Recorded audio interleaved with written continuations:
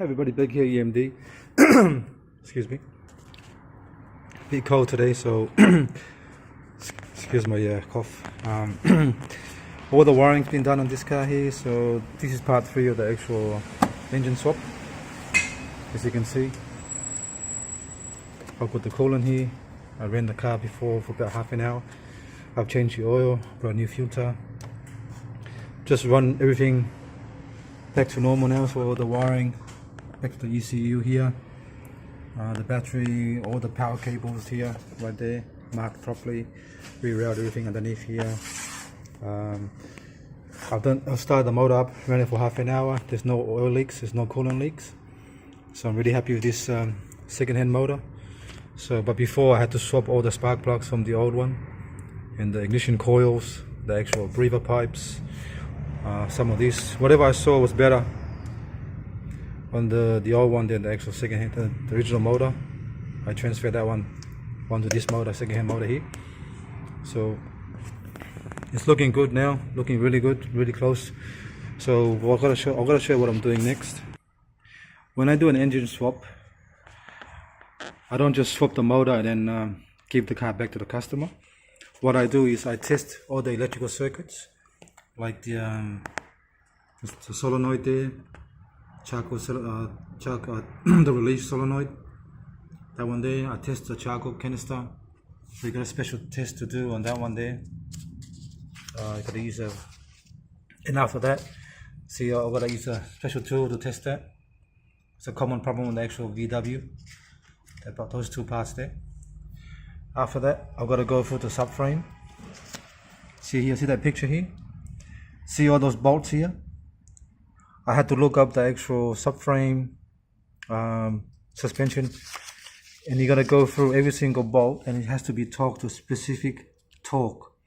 And some of them you have to put new ones, especially the subframe bolts. And the actual hub bolt for the actual drive shaft, it's got to be brand new. You can't reuse those ones because they one use only.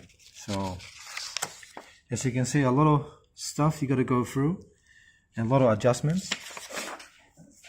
From here, every single nut and bolt have to be torqued up to a specific tightness from Volkswagen. Like say number 1, if you go to bolt number, say subframe bolt number 16, which is that one there for the subframe.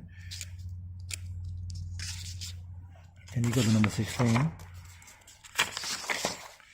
Number 16 says, always renew after removing 70 Newton meters plus 90 degrees, further 90 degrees. So some of the bolts got to be replaced and some you can reuse.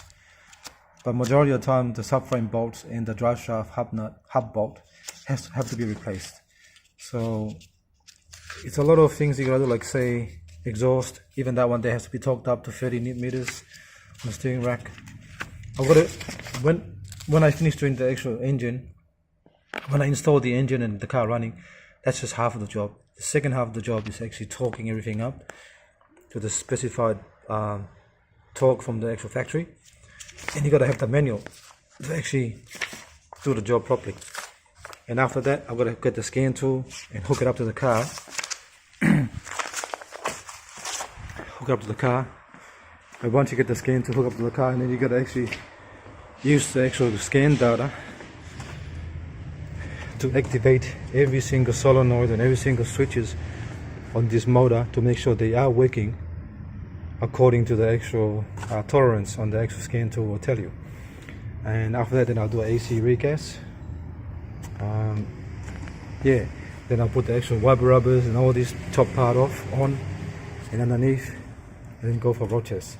So after doing the road test, we're going to double check it again the next day and see if there's any oil leaks or any coolant leak. But what I'll do is I'll start it up. Big difference compared to the old one. Okay.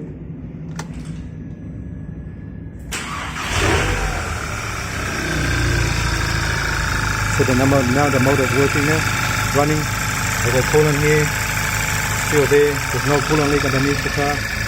Radiator is good.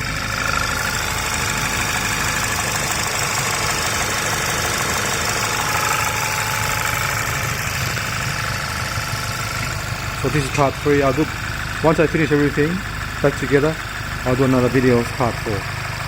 Alright? Thanks for watching. Please subscribe.